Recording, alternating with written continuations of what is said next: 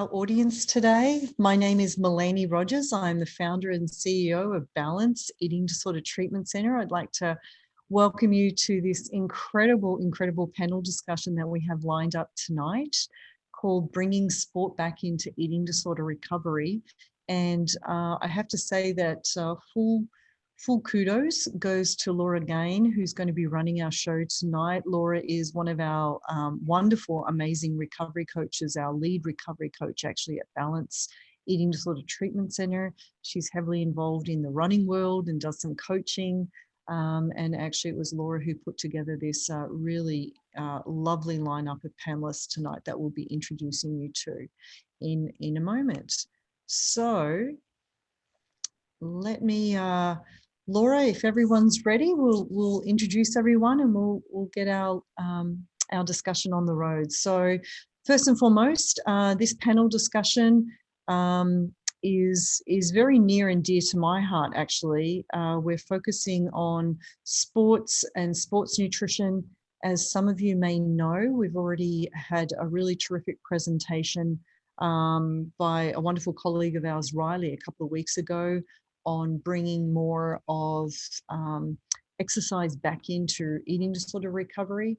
Tonight, we're doing this panel discussion with a number of athletes themselves and their own experience around disordered eating and eating disorders in the coaching world. And then in a week or so, we'll have Maria Solbara Mora back, who'll also be talking more around the world of movement and activity in the recovery space as well. So we've got a three-part series focusing on activity and sports with eating disorder recovery. So very excited to have this wonderful panel discussion as part of that program. A little bit about us. As I mentioned, Melanie Rogers. I am the founder and CEO here at Balance Eating Disorder Treatment Centre. We're an outpatient eating disorder treatment centre here in the heart of New York City, though right now we're currently 100% virtual. We offer all levels of outpatient programming, from full-time day program through to one night a week groups such as body image, and also one-on-one individual services for nutrition and therapy as well. We treat all genders and teens and adults, and we do certainly work with athletes and performing artists, where the demands of performance on a professional level present very, very unique challenges for people struggling with eating disorders. And so today's topic, as I mentioned, I'm really excited to be introducing it. It's a theme that we've been focusing on. Sports, nutrition, and working with athletes has always been an area of interest for me in particular as an eating disorder professional in the field. I myself have a background in sports nutrition and have had my own lived experience as both a former long distance runner, though certainly not on any kind of professional level, but also as someone who's recovered from an eating disorder. We often work with athletes in our program at Balance. We keep our groups and programs very small in size, and as a result of that, it allows us to customize care for each individual. And so we're able to truly tailor a treatment program around an individual's needs, and we collaborate with the athlete's coach and sport team in designing an appropriate care plan in order to best support treatment needs and professional goals. So we'll be talking more about that in our webinar today, but without further ado, it's my pleasure to introduce you to our presenter today, Laura Gann. Laura, terrific, you have your slide up. So Laura is our lead recovery coach here at Balance. She has a Master's of Public Health in Nutrition from New York University.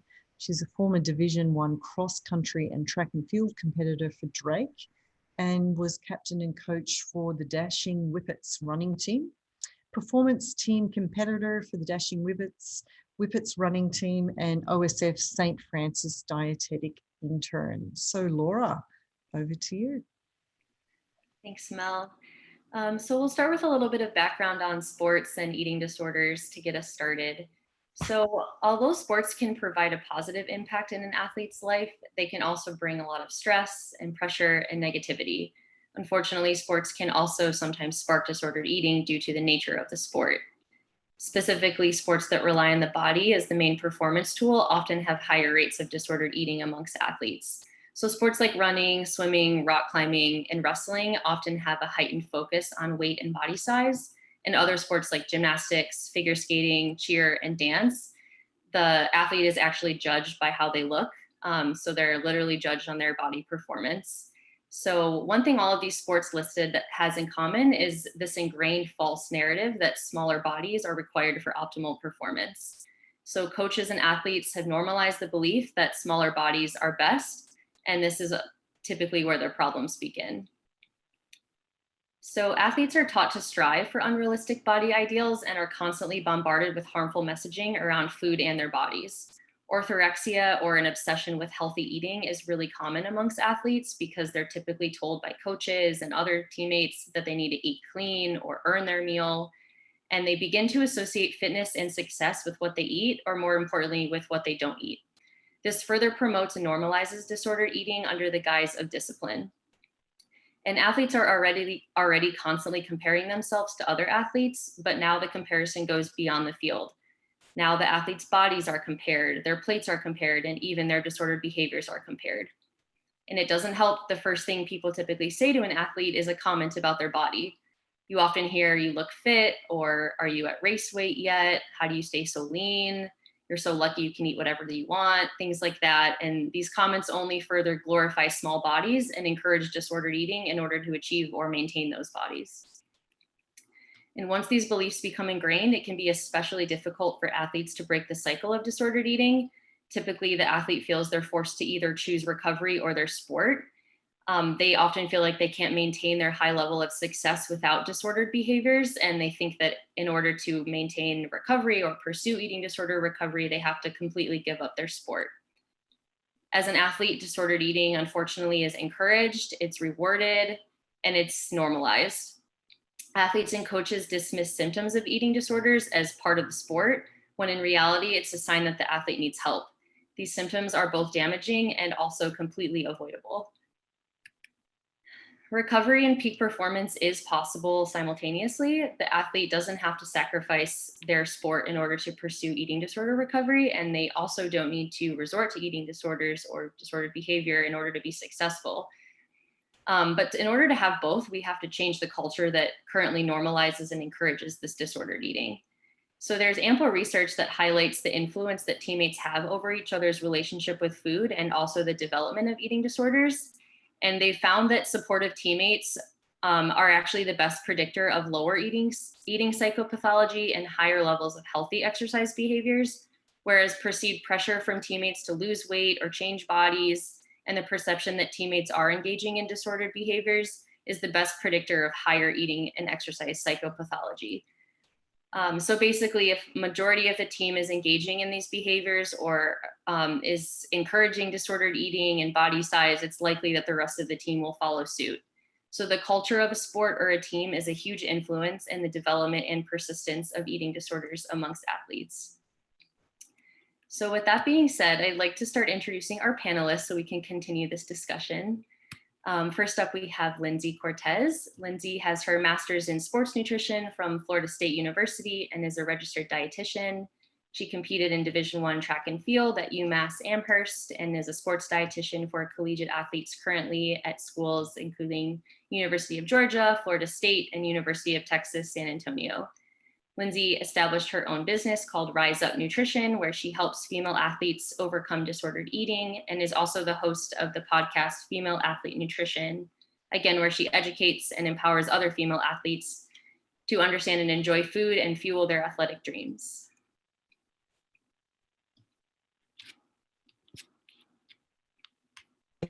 And Megan Flanagan. Megan has a master's in public health from Utah State University. She's an ACE certified personal trainer, a Division I cross country and track runner at Lamar University and the University of Minnesota competitor in the steeplechase and long distance events. And Megan is also the founder of Strong Runner Chicks, a community created to educate, empower, and connect female runners committed to a no one-size-fits-all approach to being a runner. And next up, we have Samantha Joyer. Samantha also ran Division I track and field at Drake University, where she specialized in mid-distance. She trained at Northwestern Health Sciences University and completed her Doctor of Chiropractic Medicine. Sammy has a special interest in women's reproductive health and pediatric care and is Webster certified through the ICPA, and Sammy is also a trained doula. And we have Karen Manchot. Karen has a master's in nutrition and dietetics from Northern Illinois University. She's a student athlete competing in distance events for the Purdue women's cross country and track and field teams, assistant coach for the women's cross country and track and field for Northern Illinois University, and is a registered dietitian on the clinical treatment team at Lutz Alexander and Associates Nutrition Therapy in Raleigh, North Carolina. Great to have you all. All right, and our last panelist is Andrea Szekely, and Andrea received her psychology degree from Stanford University and an MBA from IE University in Spain. She began climbing at only 8 years old and has competed internationally as a rock climber for 20 years. And Andrea coaches youth climbers and was recently featured in the film documentary Light about the prevalence of eating disorders in the climbing community. So with that, we'll start with our first question for Andrea, actually. So Andrea, why do you think that eating disorders are so prevalent in athletics today? Well, thank you everyone for joining, first of all. I mean, I can offer my perspective from climbing, and I think this kind of translates to many sports as well. There's a lot of pressure on performance, and for me personally, and I know with a lot of my other fellow athletes, the pressure kind of forces you to take some shortcuts. And the shortcut a lot of the times is eating less, so your weight is lower and your strength to weight ratio is better. And then when you see that at the same time happening with other athletes and they're performing really well, like, okay, this is what I need to do to get better as well. And when you see those performance improvements, you are more likely to continue that behavior. And it kind of becomes this vicious cycle where, you know, you can't really take a step back and focus on the other aspects like your strength or your power and all these other elements that take more time, because you're kind of in this position where you're trying to improve your performance a lot. And you're seeing the same thing in your community and from people you look up to, which I think really impacts especially younger athletes, but just, you know, all athletes in general.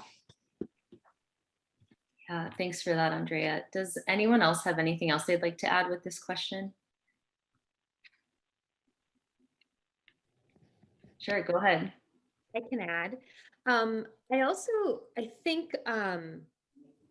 there's a lot of reasons, but so many athletes will come to me saying, like, it all started innocently.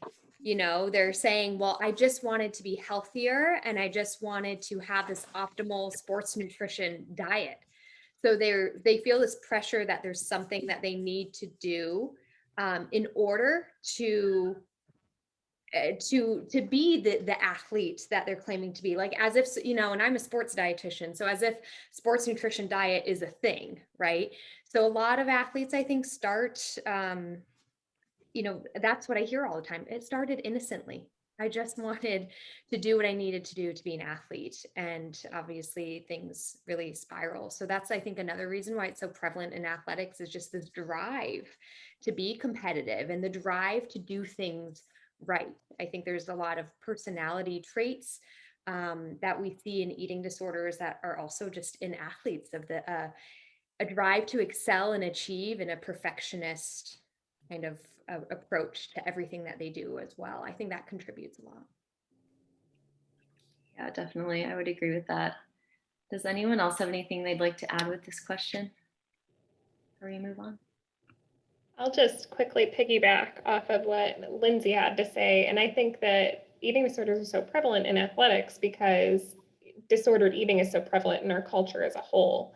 You know, it's hard to see the fact that we're all kind of swimming in this space of thin is best, you know, and we equate thinness with being healthy. And so it's just amplified within the athletics community of, if you want to get ahead, you have to have a certain look. And we know that that's just not true. And hopefully we'll all be able to talk through that more tonight. But I think it's really hard to go against the grain of what the culture says overall, and then is amplified within the sports community as well. Yeah, exactly. So true, so true. And also just knowing a little bit about eating disorders, as I know, many of our panelists have gone on to pursue work in the disordered eating world as well. And Lindsey, what you were speaking to around the perfectionism, we know that perfectionism is one of the personality traits that makes someone at high risk for developing an eating disorder. And if you think about that personality trait, if you channel it in the right direction, it can make us incredibly successful in athletics or in our career paths or in whichever way we want to channel it. But if you channel it into perfection around body size and shape, it can really get us into trouble. And also that orthorexic eating, that perfectionistic eating as well. Panel and Laura, there's a question that just came up, or maybe a comment actually from one of our attendees tonight, who's from the ballet world, which says, this has been very big for me from ballet. I want to dance again, but I feel as though I'm not worthy of getting into the studio again until I'm at a specific size. And in this case, it's a gradual approach for this particular person to gain the strength that is desired to get back into the studio. I think suggesting there perhaps that a lot of strength was lost through the weight loss process. There's another question here. When can exercise and sport be reintroduced? Okay, so we'll be covering that a little bit later on, so hang on to that question. And another participant here says, as a person who grew up in the dance community as well as a long-time runner, how do we address the community of teachers and coaches, who either advocate or ignore disordered eating because sports sometimes has an ideal look? We're going to definitely get into that, Cynthia. Thank you for that question. So I can see already our audience is really eager to hear more as well. Back to you, Laura. Thanks. Yeah, we're definitely going to touch on some of that. So our next question, here we go. So Megan, I know you competed at 2 different schools. So what resources would you have wanted as a student athlete? Yeah, I think in terms of resources I would have wanted, I think it was more a level of support. I'm not sure if my video is showing up, but more of a level of support, I think, from coaches and teammates. And I've been at multiple schools, so I've been exposed to schools that don't have any resources in terms of nutrition and mental health, and also ones that do. And I did notice a difference, at least in being able to receive help and having that available. But I also think that teammates of mine were struggling in either scenario, and that I think destigmatizing both resources available, mental health, nutrition, or whatever it might be, is really important. In addition to just providing it, I think a coach could really do a great job of helping to, again, destigmatize and have conversations around those resources and topics that I wish would have happened more at my schools. Yeah. Karen or Sammy, did you guys feel like you had resources at your school, a dietitian on staff or mental health counselors available to you at all? I can go. Yes, I did have the experience of, I had 2 really wonderful sports dietitians on staff when I was at Purdue, and that team has since grown and has done a lot of work and like advocating for making sure that student athletes are getting the nutrition that they need, and also kind of taking on diet culture at the same time to make sure that the messages that they're getting aren't so diet focused. In that sense, that was really helpful to me as a student athlete. Something that's changed, I would say, since I've graduated is I think that specifically at the university that I graduated from, there's been more opportunity for folks to do things like team meals where the dietitian is present. And I think that could be a really helpful opportunity, or for some folks, it could also be, an opportunity for comparison. However, I think it could be used for just allowing students to see you know, you do need quite a bit of food as a student athlete, and normalizing that you likely need more than your peers who are not competing. And that's like a resource that I think I would have really enjoyed, especially once I moved off campus and was trying to navigate, you know, this new world of having to cook for myself for the first time and running anywhere from 45 to 60 miles in a week. But I think that there are universities out there that are starting to do more and more of that, where they're involving the student athletes and figuring out how to prepare food and plan so that they're eating adequately. Yeah, that's a good point to bring up, that you're not only cooking for yourself as a new college student, but also trying to navigate sport and fueling for your new sport. Yeah, Sammy, did you have any other resources that you would have wanted while you were at Drake? Yeah, Karen, I think you make a really good point that those resources are so important to have, because when you don't have them, we had individuals who were not properly trained kind of stepping in and trying to, you know, be that support, but really not properly educated. And so then to that question that was asked as well, kind of continuing that spiral of, you know, well, here's what I think might be a good idea, and really it's not backed by any sort of good, you know, they're trying to help, but the intention there is for more performance and more success, not necessarily for your health. I tried to create a resource as a student athlete that had just like basic information about nutrition and sleep, water intake, things like that. But it was so basic that, you know, people really need that in-person support and kind of walking them through, especially as a student athlete, when there's so many things going on in your day. Yeah, thanks for that, Sammy. So similarly, I think our next question is right on the topic of this. Do you guys think that coaches have a responsibility to address mental health and eating disorders on the team?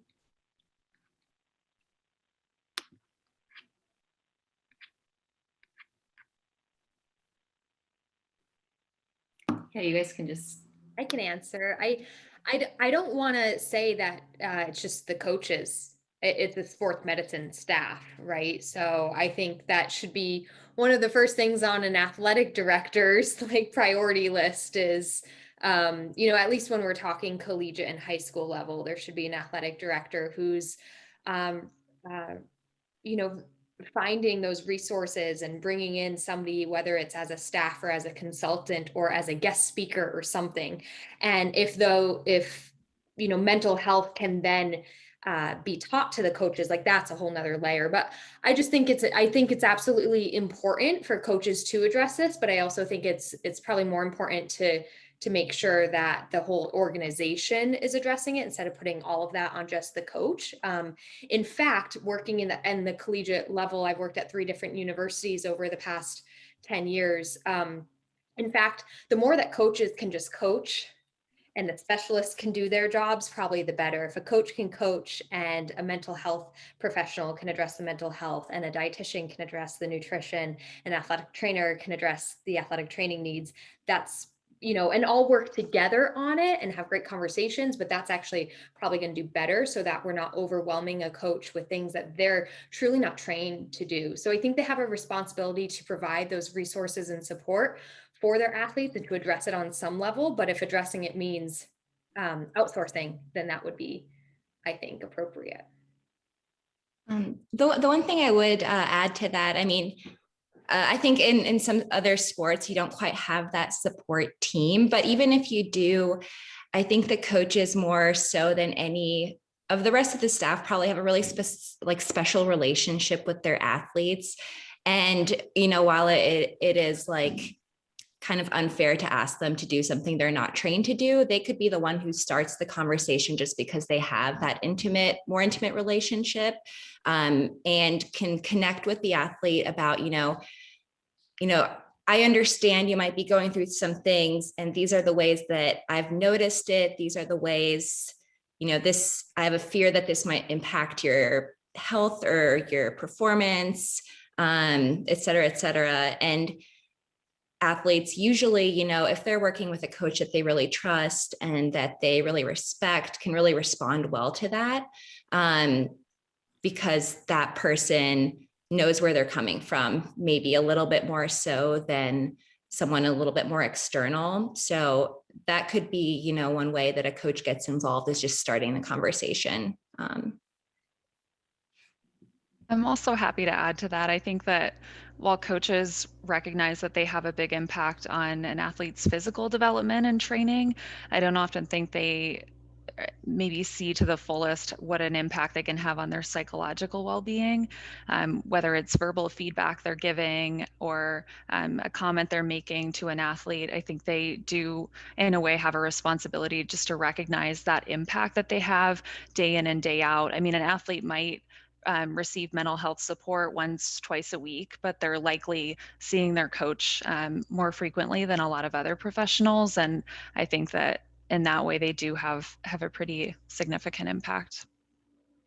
May I ask a question there, panelists, because I'm just thoroughly enjoying your input. And my question is, in this day and age where we do know so much around the psychology of competing, why are our coaches, it seems from your comments, a little bit out of touch with how their verbiage and choice of words and their interactions with their younger athletes, how they can maybe not be as informed around that? Like you mentioned that they're very focused on the physical aspects of their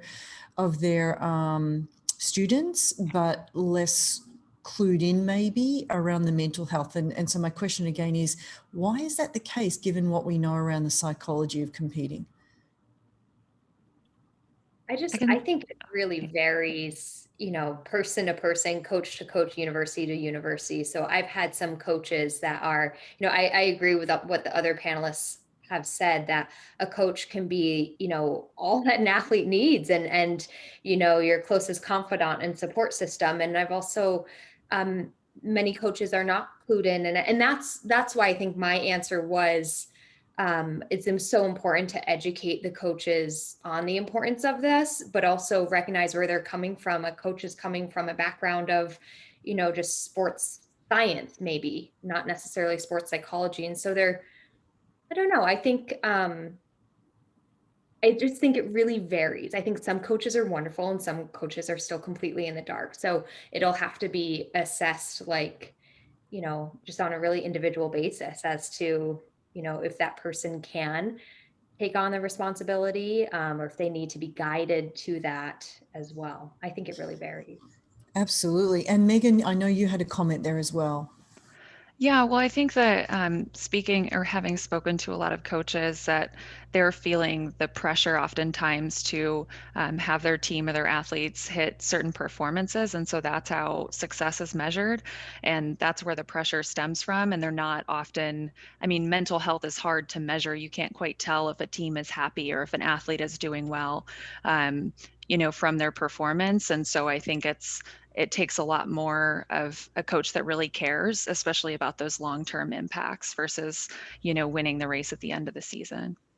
Yeah, so interesting, isn't it? And I'm wondering, because I'm, you know, maybe I'm as just a member of society and I'm clued into the Olympics and such, and I'm thinking of, you know, Phelpsy being an amazing swimmer, etc. And I'm just thinking of the psychology around that. But maybe that is more when you're dealing also with individuals as opposed to team-based. I wonder if there's more of a dilution in the team-based sports, because it's harder to determine, you know, if one person, if their mental health is a little, if they're struggling, that their performance is off, if it's as acute, I don't know. But if I may, Laura, I did want to circle back to Megan, because Megan, you made the comment earlier about destigmatizing access to resources, which I think also ties into this. Do you mind, and also for the panel, to comment a little bit about the destigmatization that might be necessary?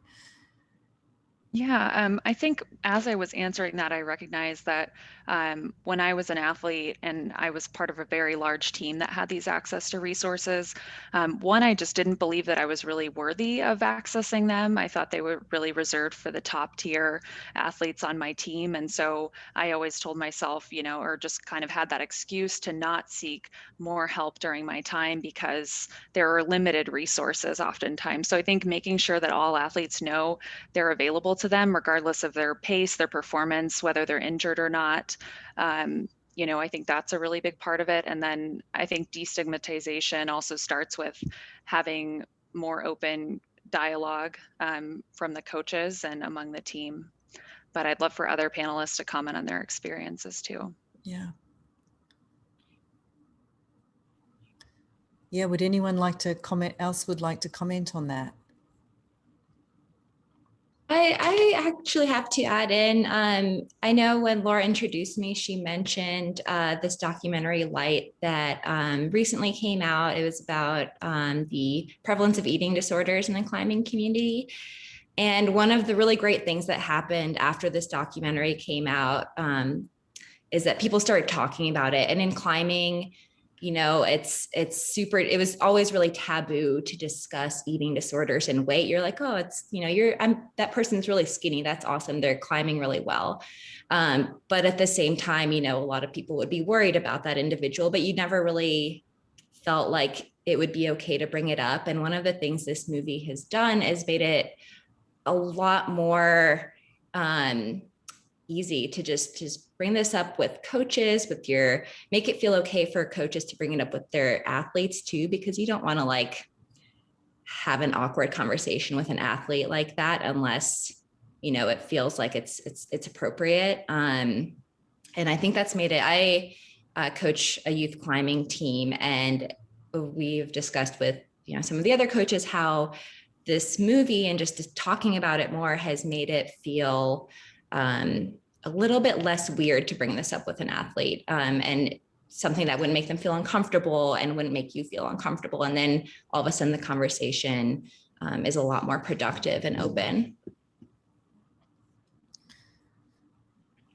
Yeah. So, yep, go ahead. Sorry, I would add too that it's ignored a lot when the athlete is performing well, because the coach and the athlete wants to keep up that performance. So it usually just gets kind of brushed under the rug if, well, it's whatever they're doing is working, so let's not rock the boat, when that's really where they need to step in and have these conversations.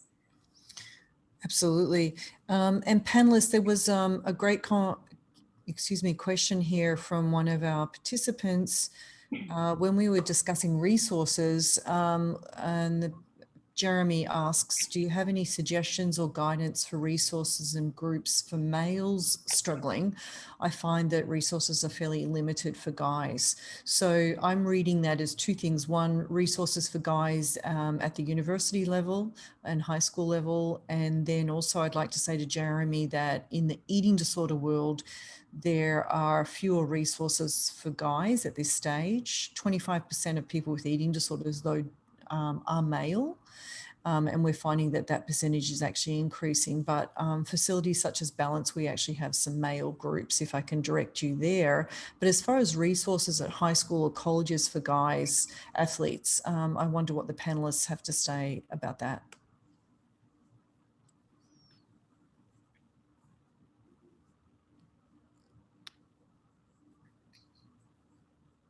I agree that there seem to be less resources, and I think that's a problem that we all need to solve. So I agree that these problems absolutely exist in men and male athletes, and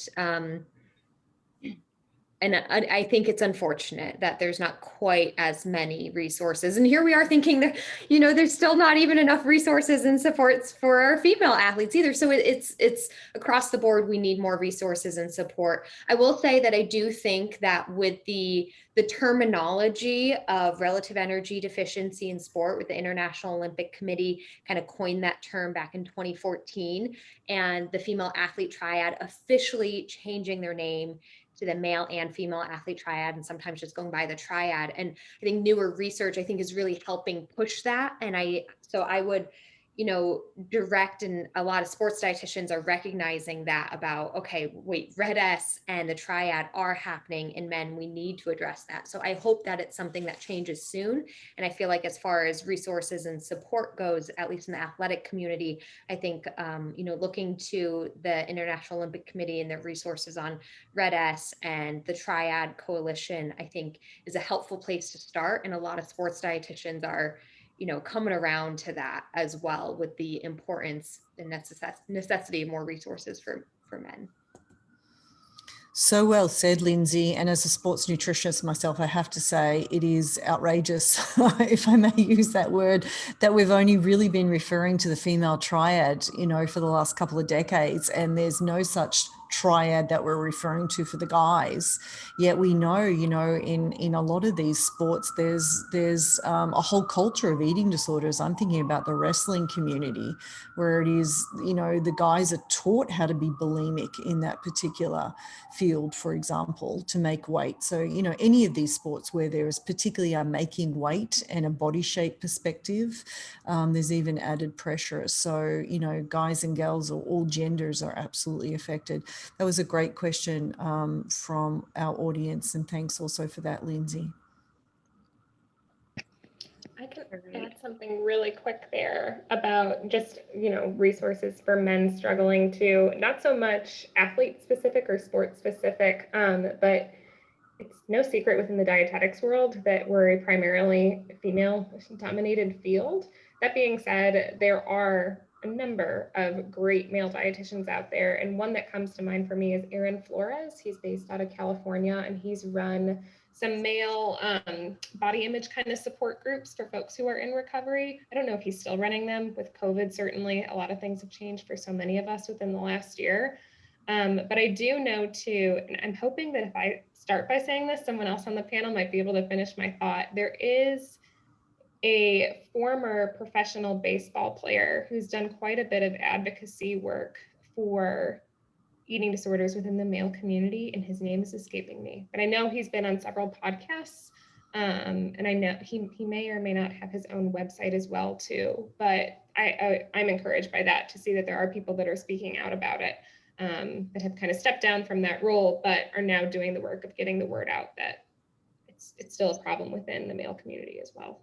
Absolutely. And Karen, I'm sorry, the name of the male nutritionist that you're referring to, if I can pop that in. Oh, here we go. Lindsey has put in Mike. How do I pronounce Mike's last name? Majama, from Seattle Mariners. Does that sound right? Yes. Baseball player. Yes. Yep. Yeah, that's the baseball player. And then Aaron Flores, Aaron is his first name, and then Flores, Flores, Great. is the male dietitian who's in. Great. So male RD in Florida. Yes. Terrific. Great. Thank you so much for that. I've just put that in the chat for those who are interested. Oh, hang on. There we go. There we go. Great. Aaron Flores, that's terrific. Great. All right, so our next question is kind of similar. So I know, Sammy, you started your collegiate career with a male coach and then switched to a female coach. Did you think that this impacted your experience at all, having a female coach instead of a male? Absolutely. It was definitely a night and day experience. So the first 2 years I had a male coach, and then kind of a mix. And then my last year was a female coach. That also happened to be through the time that I was injured and kind of processing through recovery. So I found the male coach was a lot more quantitative, number-based, really just wanting to know kind of like stats on what's the body weight, what's the time, what's, the numbers that we want to reach. Whereas our female coach was so much more focused on kind of like the holistic experience, the whole person, which really it ought to be, as that's the runner or that's the athlete. At the end of the day, they don't just bring their numbers to the table every day, they bring their person. And so our female coach, something that really stuck with me, she had an eating disorder herself, and she shared her story with us and really just addressed it up front. And would often bring her 2 kids to practice and shared, like, she's like, to this day, I always keep a snack in my bag because I'm still affected by it. And you need to know that like your time today is important, but your life forever is way more important. And like, if you'd ever like to have kids, or you'd ever like, you know, like, yes, this competition coming up is important, but what about all the days and years after? Gosh, can I just react to that, Sammy? I love that. And that's a coach who's got their eye on, obviously, not just the immediate reward, the immediate outcome, which is of course important. I mean, why else are we competing? But is balancing that beautifully with the long-term repercussions, right? And I think, if I may jump in, sorry, Laura, but I'm really activated by this conversation. If you think about it, especially in our high school and college students, where hate to say it, but the brain formation around executive functioning, which is the front part of the brain, which is the reasoning part of the brain, which is the part of the brain that weighs cause and effect and long-term repercussions, that part of the brain isn't fully developed until around age 25. So if we reverse engineer from there, that means that a lot of our college students, from a brain capacity, even though they may be very goal-oriented and long-term thinking, are not necessarily at their most robust around really thinking about the consequences for the future.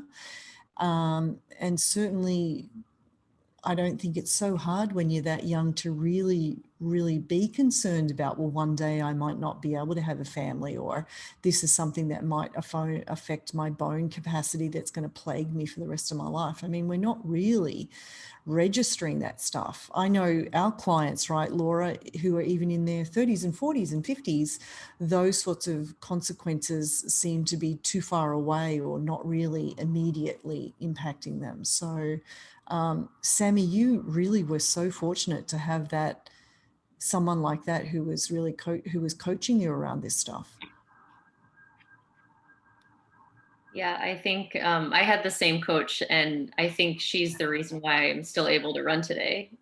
Because that conversation's in my head every day. And she also invited our whole team to come to this conversation, and maybe 4 of us showed up. So, you know, that's a point where our head coach could have just said, "You're going to this talk, you're listening to this coach." But yeah, very, very thankful for her. Those coaches are hard to come by sometimes. Do you guys have anything else to add with this question? Has anyone else had an experience with a different gender coach that impacted their experience? I had a similar experience switching from a male to female coach, and I hate to box people into, just male, female, but I did notice something similar in how he focused on quantitative and results more so. But I also noticed, actually, and I've kept up with him because he transferred schools and is coaching another former teammate of mine, and she spoke very highly of her experience with him. So I think it also stemmed from the fact that it was his first year coaching a team of girls like us. And I think at first, he was red in the face if he had to bring anything up that was a little uncomfortable, like these conversations. But I do think that a male coach can still do a wonderful job. And sometimes it's just broaching the conversation and getting years of experience under their belt to feel more comfortable with it.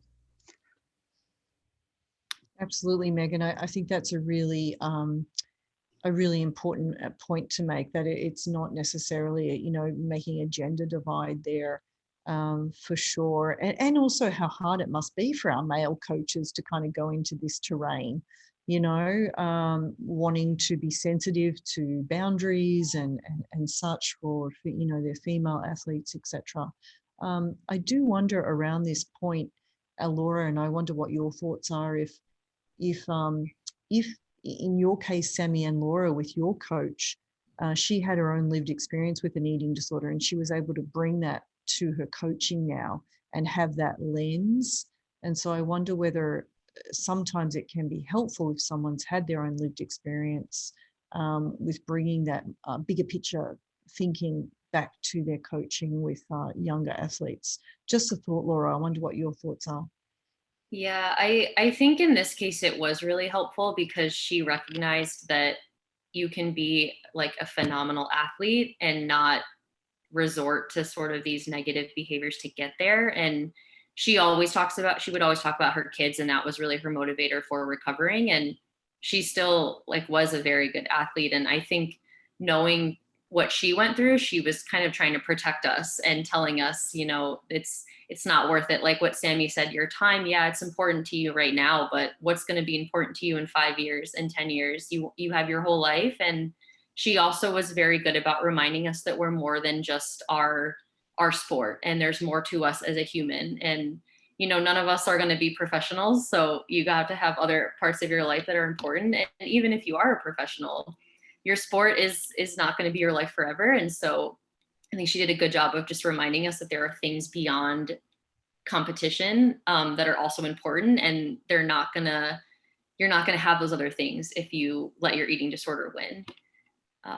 So that's kind of my perspective on that. I don't know what you think, Sammy, if you have your thoughts on that. Yeah, totally agree. I think as a student, there's so many things, or even just in life, that you feel like you can't control. And an eating disorder is something you feel like you can control. Yeah. And so she really helped us remember, like, you can control, don't forget about academics, don't forget about your family, don't forget about, you know, things you're interested in, just in life too, which I think is a really good takeaway.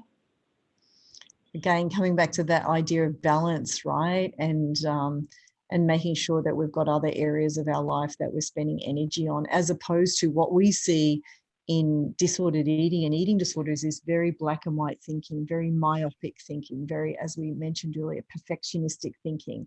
And that can really take you down a rabbit hole of putting all of your energy into just one area.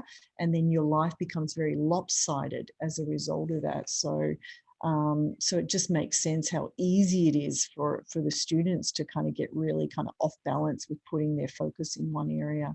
I'm so glad that you guys had that coaching, you know, the perspective that you got from your coach.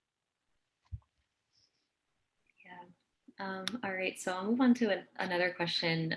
So how can we begin to denormalize the disordered eating amongst athletes? I know we kind of talked about this, that it's very normal to lose your period or get injured, and we kind of just think these symptoms are part of the sport.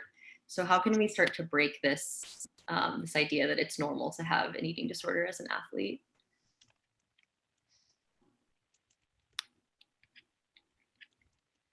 I mean, I think for me, one of the most important things as a younger athlete was seeing the people I looked up to, you know, like other competitors that I admired, and seeing them have an eating disorder, obviously or visibly, really impacted the course I took.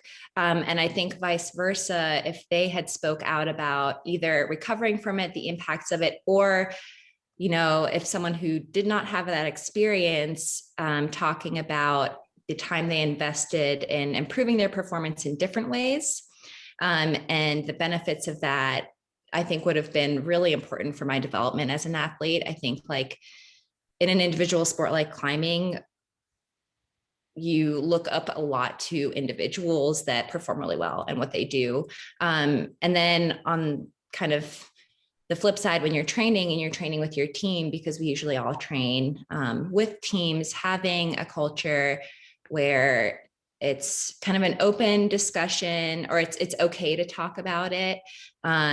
It's not a bad thing to have that. And your teammates are there to support you through it, and your coaches, I think, can really make or break the way you go about your athletic career and the way you eat and fuel yourself. But just having the example and having the ability to talk about it and seeing seeing success in a different way is really important. Does anyone else have anything to add? I'll add there that I think this kind of indirectly addresses the eating piece, but normalizing that there are a variety of different body shapes and sizes just in our world in general. And so there by default are going to be a diversity of body sizes within the field of athletics. I can speak for the running community, although I think Andrea has talked about this within climbing too. Like, there is this idea of people have to look just a certain way in order to participate in a sport. And I think that we would make great headway against disordered eating if early on, as a child or as a teenager starts participating in a sport, we let them know that their bodies are okay just as they are, that they don't have to look a certain way in order to be a part of a sport, that fitness doesn't necessarily have a look. Because I think so often the clients that I see in my office, the disordered eating started with perhaps a coach or a parent or a well-meaning whoever saying that, well, maybe if you just changed your eating, you could be better at this sport. If we can maybe think instead about, one is kind of like age appropriate nutrition education, depending on how old that individual is. And two, recognizing that no matter how hard they try, they may never have a body type that looks just one certain way. And I recognize that that's kind of just like a drop in the bucket, so to speak. But if we could kind of change our language, even around how we talk about athletes and what they look like, I think that could spill over into reducing potentially disordered eating behaviors.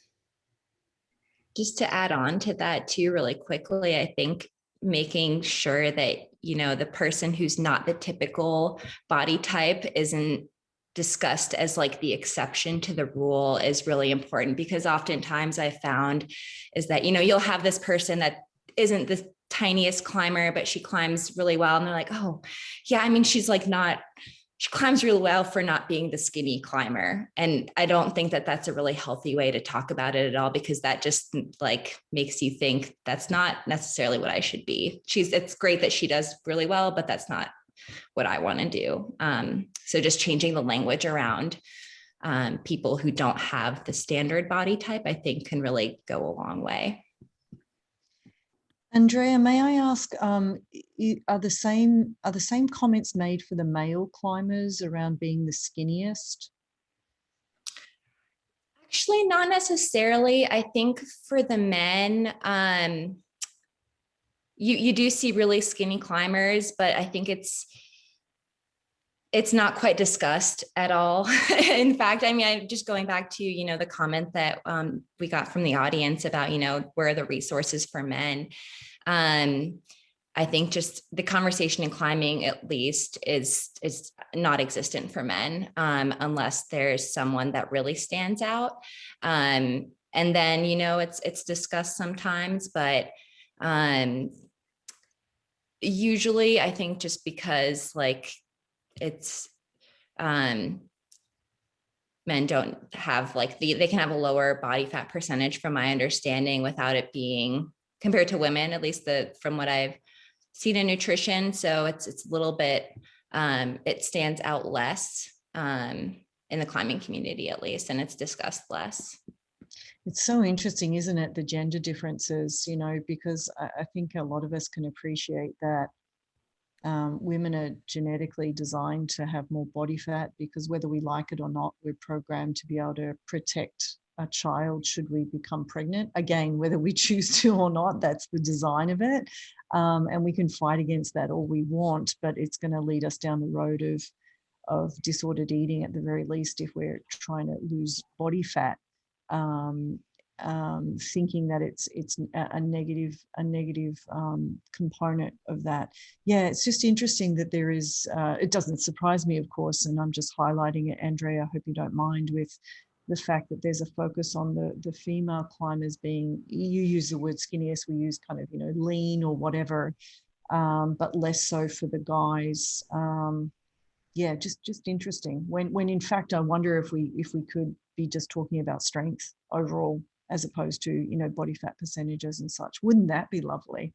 Anyway, we can hope for the future, right? And your documentary Light, I think, will be great for viewers to check out as well around this big concern. Yeah, and I'm glad we kind of brought up, Karen, too, that the ideal body doesn't really exist. We say this is what you should look like, or this is how you need to look like to be fast. But I know when I was competing, we're all standing on the line ready to start. And the first thing you do is you look at everyone's size and you kind of assess, oh, she'll probably win, she'll probably be fast, she'll be slow, and all these things. And if we just stop saying exactly what you said, that you have to look a certain way, I think that's key too. Does anyone have anything else to add to this? I guess I would also say destigmatizing the fact that you don't have to look a certain way to have an eating disorder or disordered eating patterns or to be worthy of seeking treatment or help. I think because from my lived experience, I was never the smallest athlete. I was, had a lot of strength, just struggling with some eating patterns, never felt like I really was worthy enough to seek treatment because of that was a factor. And I also hear from friends who are BIPOC or of minorities, that oftentimes they don't receive the care or treatment that they need. So I think just being culturally cognizant, and I may not be the best person to speak to all of the research around that, but I know that there is a lot that shares that other cultures, aside from the US, aren't often diagnosed for various reasons. Terrific point, Megan, terrific point. And, where I think some of us here, or at least when we're thinking about athletics and we're talking about the older terminology, female triad and the red Z, where we're thinking about undernourished and underweight. So we're thinking more of that restrictive tendency, when in fact, people could be struggling with bulimia or a binge eating disorder, and we may not know because body shapes and sizes are different, and a lot of people could be struggling and without any so-called obvious indicator. If we can assume, which we shouldn't, that someone who's underweight, we can make some assumptions about their eating. A couple of comments, if I may, Laura, and for the panelists here from our participants. Emily says, I love the comments about how we talk about athletes and their bodies being of all shapes and sizes. It reminds me of a professor who once gave me food for thought about who is an athlete or who we consider athletes, giving the example that a mum training for a 5K is just as much an athlete as a college athlete. That's a great comment, Emily, and circles back to what you were suggesting, Megan, around not feeling worthy because you perhaps weren't at that top echelon, but certainly being an athlete in your own right, as you all are. Another comment, if I may, this is from Michelle. Michelle says, having Mary Kane speak out 3 years ago about her eating disorder and running was really empowering. And then Cynthia says, do coaches have an ethical responsibility to require treatment of athletes? This probably goes back to our earlier question. I don't know, Laura, if you would like the panelists to answer that. Sure. I mean, I will say the Mary Kane piece and the other professional athletes who are speaking out, like with the documentary Light that Andrea was mentioning, it is helpful to see people at that the top stage saying that they struggle too, because it normalizes that everyone struggles, and also that they sought help and got help, and sharing their story, I think, is really important to keep the conversation going. In terms of coaches having a responsibility, I do think that if they notice behaviors or an athlete kind of struggling, or, you can kind of start to notice these things, that I think they have a responsibility to tell someone, step in, ask for another resource to help. Because I just witnessed a lot of it being ignored. And even when like my teammates and I would go to coaches and say, hey, we're kind of concerned about this person. This is why, can you help us navigate this? We were kind of just ignored too. So, and maybe they didn't know how to go about it, and maybe they need some more education too. But I definitely think there's more that can be done than is currently being done. I don't know if you guys have anything to add on that.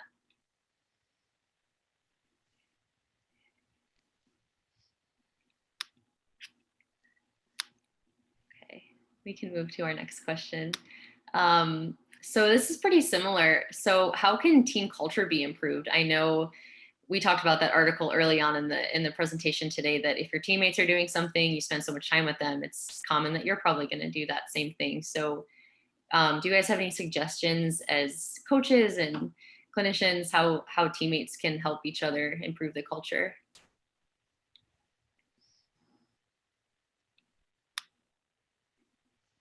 I'll start. I think one of the best things in team culture is to start with education. It's, you know, it's not just education one way from, a private conversation, but like team level education. Like if a coach can at the beginning of a season say, hey guys, I want you to have a really great season. I've got great goals for you guys. I want to win the championship. And so let's remember the importance of sleep, mental health, nutrition, and to give those reminders. So at the beginning of the season, mid-season, hey, just want to check in again, like, does anybody have questions with their nutrition? What are some problems coming up? I think that education is huge. So I'm saying coach again, because that's where it can start.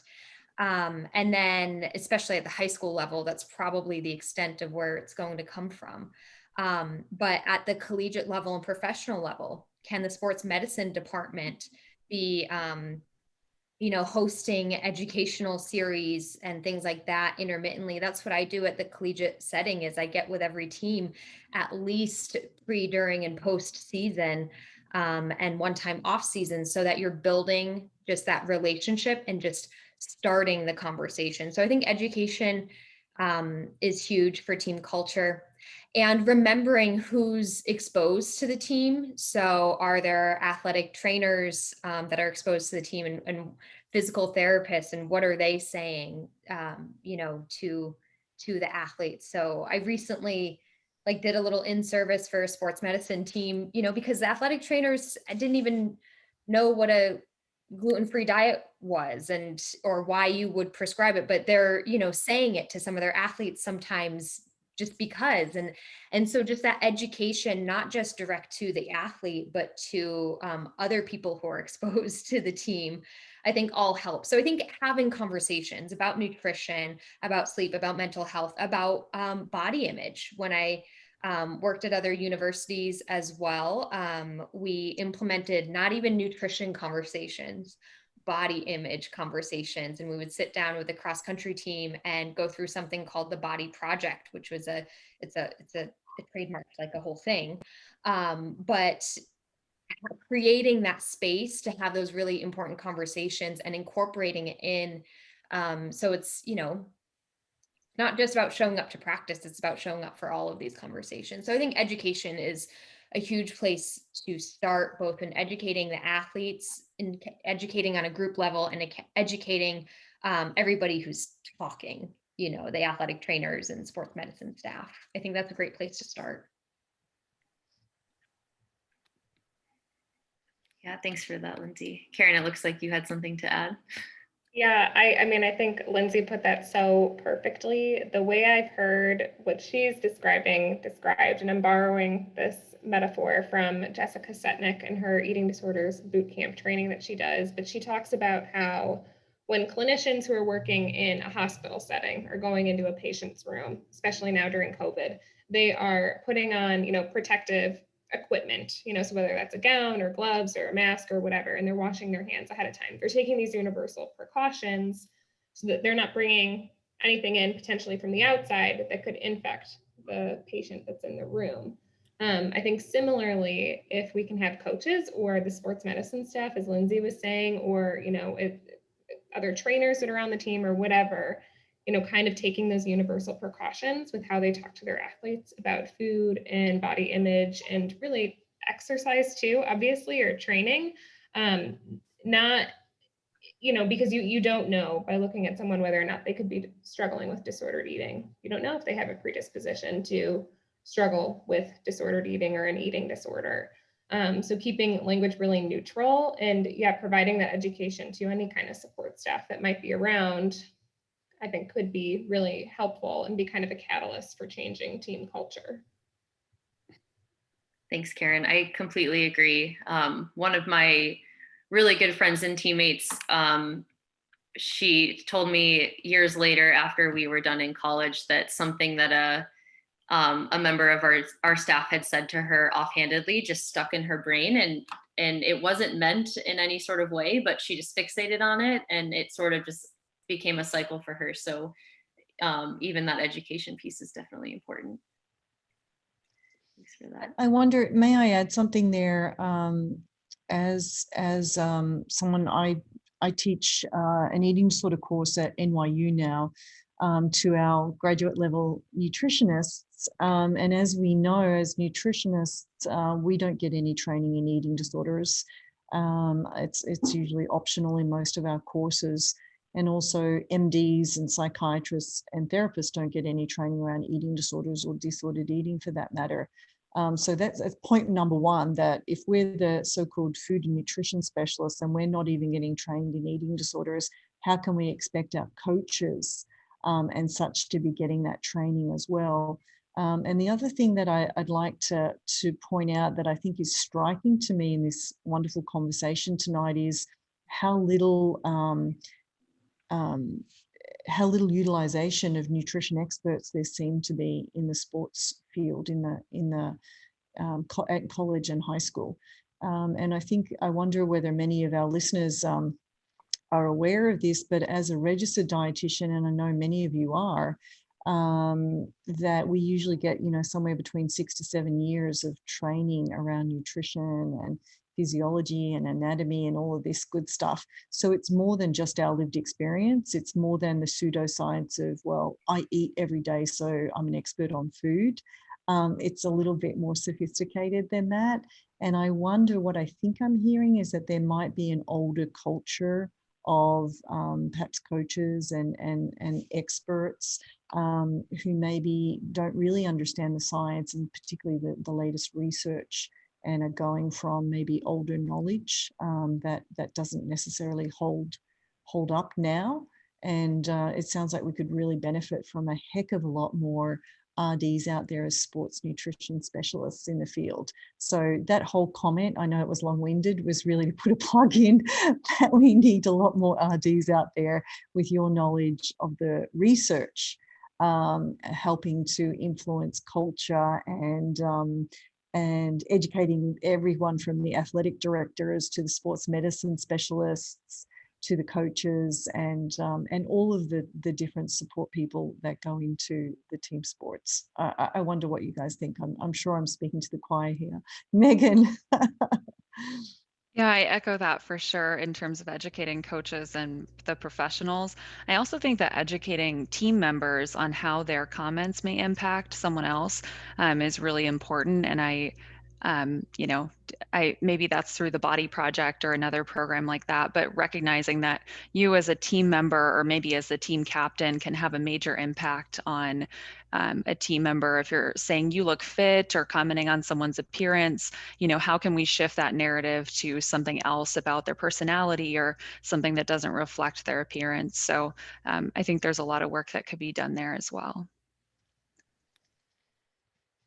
Megan, I'm glad you sorry to cut you off, but I'm so glad you just added that, because that's where my brain was going too, was the power amongst teammates, right? And the conversations they're having with each other are so powerful. And this might be a stretch, but I'm going to go ahead and say it. When I work with clients privately in my business, I have all of them commit to someday, somehow in their own form, becoming a role model for how a female athlete should fuel their body and treat their body. And I'm really proud to say all of them do that by the time they're done working with me by speaking out. And, I'm honored to be on this panel with you guys. Megan, you're the founder of Strong Runner Chicks. You're speaking out about this.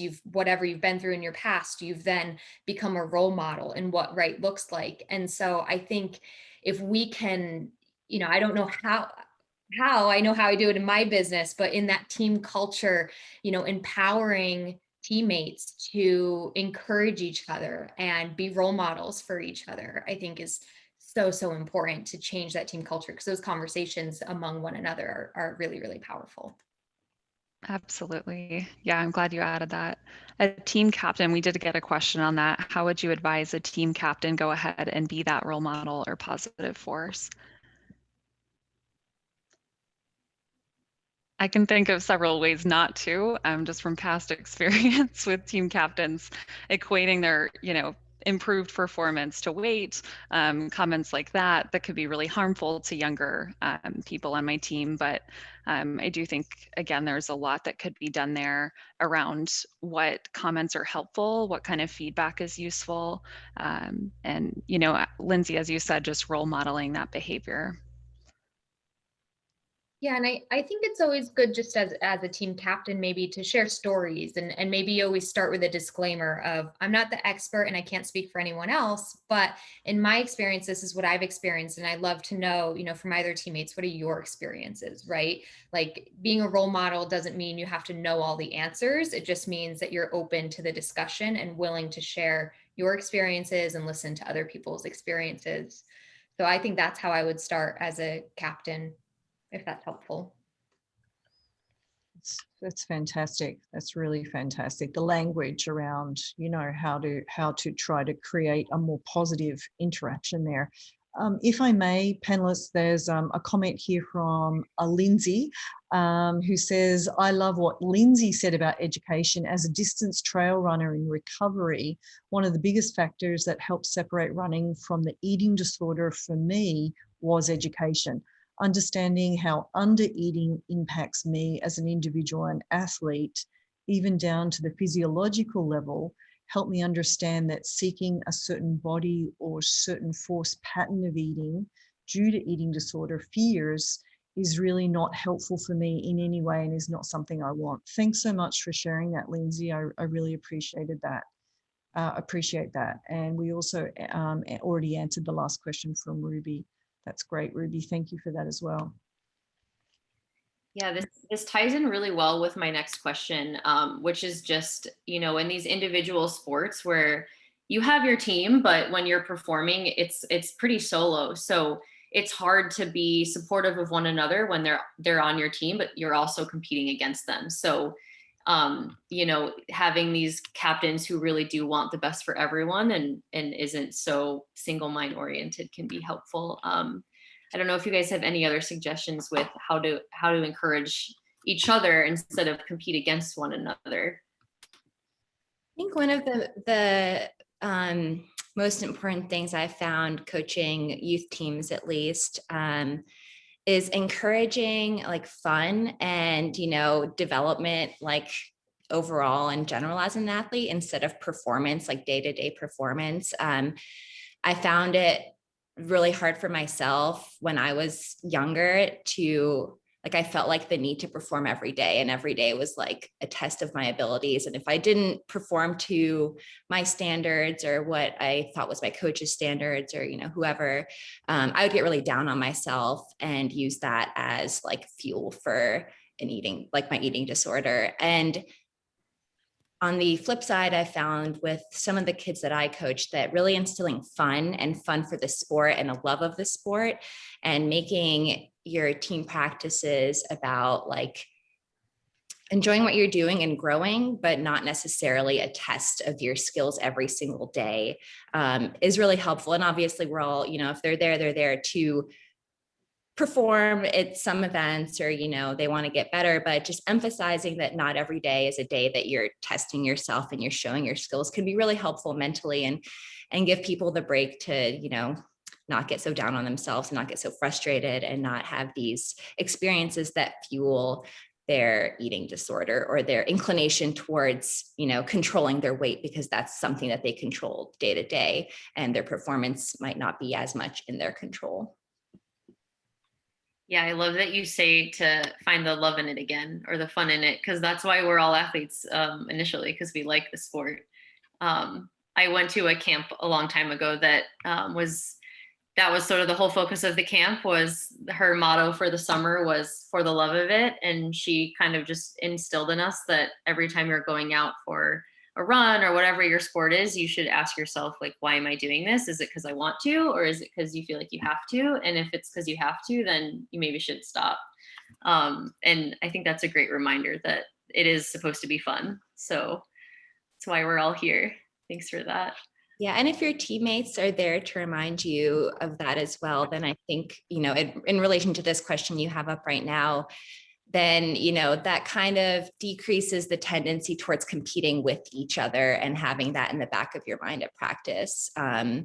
Because, you know, the primary goal for the day is to just like have a good, fun training session together. Something that Laura and I kind of realized was like, there's enough competition without competing against your own teammate.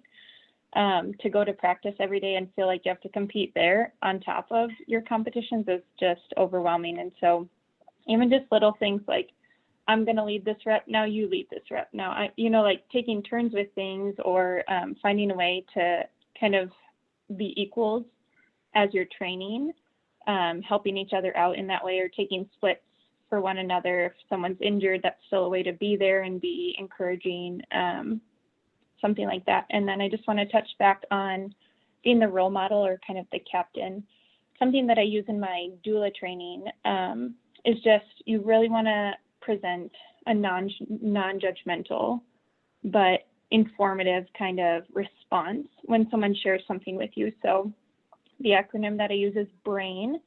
So really either you knowing the answers, or like we discussed, you don't have to know all the answers, but helping them get there. So the B being the benefits of something, R, the risks of it. A, we talk about what are the alternatives to this? What else could we do? I think I is the very most important one. What's your intuition say? What's your gut telling you about it? And then the N saying like nothing or not yet. So when someone's bouncing off ideas, really, that's a good way to kind of give them a non-judgmental, but just informative or evidence-based response. Thanks for typing that in there. Yeah. Yeah, did I get it right, Sammy? That is great. That's a great acronym too. Yeah, thanks for sharing that, Sammy. I know I only got through collegiate running because of Sammy. So we did that whole switch off thing, and it was very helpful. So thank you for that. That's great.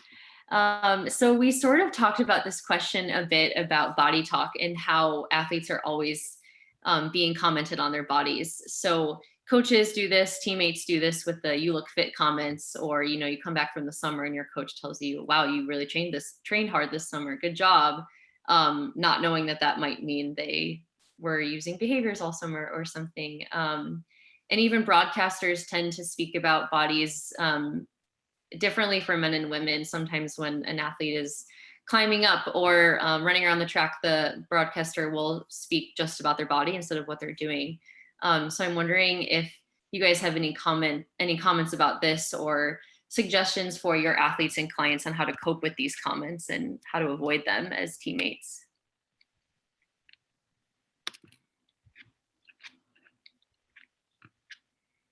This is such a hard question. And I first just want to say, like, to answer the question about like how they might speak differently for men and women. And I think it's more, I don't know that it's men versus women, that the conversation about bodies is different from commentators, but more within sport.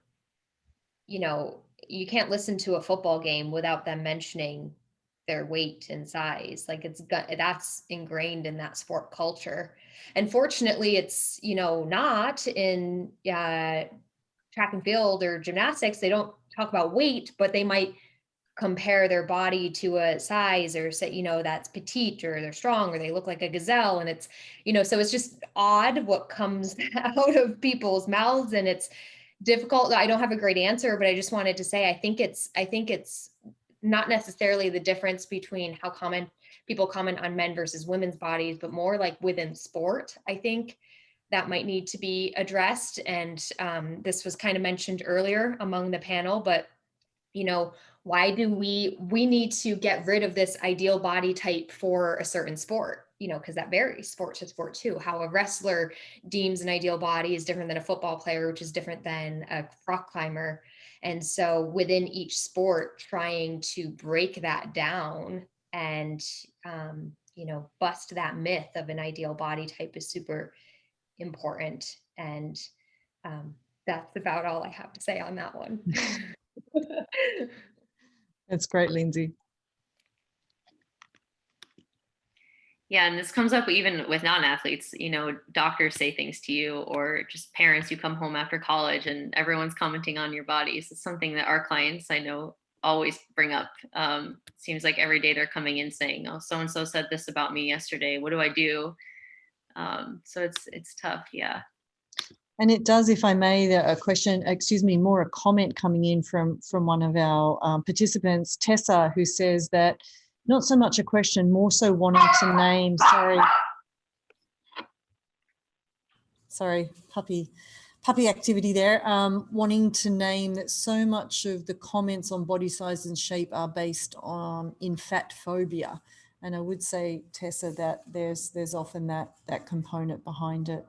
Thank you for bringing that in. Absolutely. Laura, back to you. Sure. So I'll go to our next question. So we kind of talked about this a little bit earlier, that losing your period is one of those things that has just been normalized. It's thought of, oh, it's just part of the sport, it's fine. Why do you guys think that it's so normalized and feared really to get your period as a female athlete? And how can we sort of educate athletes themselves and coaches on this topic?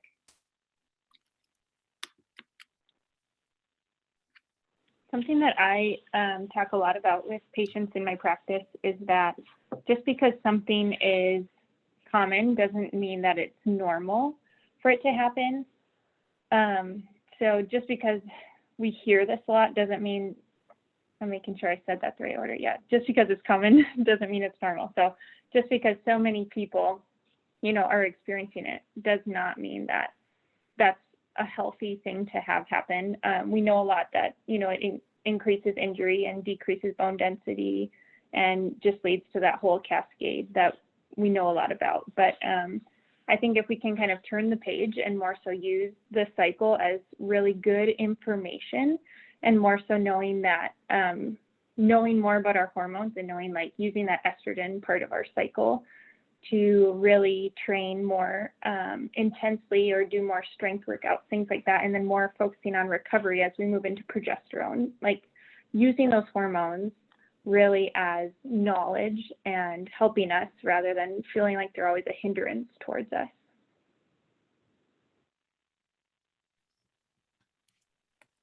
Thanks for sharing that. Does anyone else have something to add? I think as an athlete, I would add that I think it becomes so normal, at least became more normal for me and some of my other friends in the climbing community, because doctors would tell you, oh, your period will come back when you are a healthy weight again. So you kind of think of it as like, oh, well, you know, I'm doing what I need to do now for my sport. And then, you know, when I'm like less focused on it, my period will come back and then it's all totally fine. And, you know, just tying this back into the comments from the rest of the panel about education and how important education is for coaches and for athletes. You don't really get that. If you don't have that education, you don't understand that, you know, losing your period doesn't just mean losing your period. It means like a whole slew of other impacts to your health, short and long term, which are not okay. And so it's if you don't realize that, it's like, oh, whatever, it'll come back and it's fine. And no one tells you what the true impact is, then you're going to keep thinking it's fine. And just having that education, I think, is really important. And knowing what else comes along with that is important. If I may add to that, Laura, you and I spoke about this earlier. For the longest time, it was the birth control pill was prescribed as kind of protective, that if you lost your period, well, just take the birth control pill and that will protect your bone mass, because that's obviously what you're referring to, Andrea, and other physiological complications. But we now know that no, in fact, if you're not eating enough and if you're undernourished, that taking the birth control pill and those hormones don't protect your bone mass. So again, some misinformation and lack of long-term research there led to that being a practice that we now know is not helpful at all. So again, just, you know, as you guys have said so well tonight about the education and keeping up with the research and debunking some of those long-held myths that, you know, some doctors out there are still prescribing birth control as a way to protect against bone loss. Yeah, exactly. And I want to just say too that it can mask the problem a little bit. So losing your period is a very easy sign that something's wrong with your body. So if you're taking the pill and it's giving you like a fake period, then you're kind of like, okay, I'm okay. And coaches prescribe it too. Coaches are not doctors, so they should not be prescribing birth control. Yeah, so thanks for adding that. Laura, just looking at the time, we're at 7:26, so we've got about 4 minutes left if you had other questions or if you'd like to start to wrap us up. Yeah, sure. So maybe we can touch on this maybe to end it, and then end with some final thoughts. So we've talked a lot about eating disorder recovery for athletes, but are there any differences for eating disorder recovery in athletes than non-athletes? What are the differences that you guys notice or think are relevant? Well, I don't necessarily think that it should be different because as an athlete, even if your priority is performance, the only way that you can optimize performance is through recovery. So recovery has to be the priority in order to be an athlete and in order to perform. What I see is that a lot of athletes might quickly recover from a physical perspective, or not just physically, but behaviorally, of like, okay, I've stopped that behavior. And they often can do this quickly because they are so motivated to, I want to get back to sport. So if we're talking about gaining weight, okay, I'll gain weight so I can get back to sport. Or if we're talking about behaviors, okay, I'll stop engaging in that behavior so that my mom, dad, or coach will let me get back to sport. So kind of from that physical and behavioral standpoint, I do see that, sorry, weird dog noises. I do see that athletes might hopefully be motivated to recover more quickly, but then we're still left with the recovery of the mental aspect. So that's what I see a lot. And I see a lot of athletes coming to me saying, well, I've recovered from a physical sense, but it's been 5 years and mentally I'm still really not. And so I see that a lot.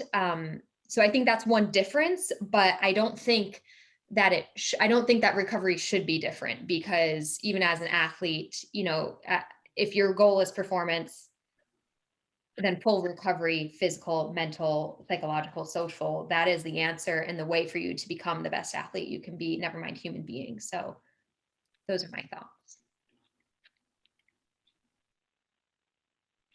Does anyone else have anything to add with that? I think as an athlete, it can be, as you said, psychologically really challenging, because initially it feels like you have to give up this one thing that you're, really passionate about and really good at, and you're never going to be as good, or you're never going to be at the level you were. And it takes like a really big leap of faith to commit to recovering. And I think that's why a lot of people, maybe don't fully recover. It takes them a really long time, because it's like, you have to just like trust that there is going to be this, I will be just as good, if not better, if I'm fully recovered. And it shouldn't, I don't think the recovery process should be any different, but I think that just from my experience as an athlete, that was like a huge mental leap of faith I had to take. And it took me a really long time. And it was like a really hard decision for me to go through with, because there's this element of like, okay, well, I was really good at this thing and maybe I'm never going to be as good again. And it takes time and just a lot of mental energy and power to like get to that point. So well said, Andrea, and Lindsey as well. And I think you really touched upon it, that, that fear factor, I think, keeps a lot of people from even wanting to go into the recovery piece. And there's a lot at stake, right? The risks are high. And again, with that idea of kind of short-term, the immediacy is more important to me now than longer-term complications. I'll deal with those later. It makes sense why we see people maybe partially recovering, or only focusing, if they are even willing to, on just the physical or the physiological recovery, and not perhaps even knowing that the mental recovery is just as important, and in fact essential to prevent relapse later on as well. Laura, if it's okay for us to just start to wrap this up, I just am so impressed by the conversation tonight, and what an incredible panel. I've learned so much from you and your expertise. And Laura, your own comments as well, and a terrific series of great questions to promote some great conversation. Thanks everyone for joining.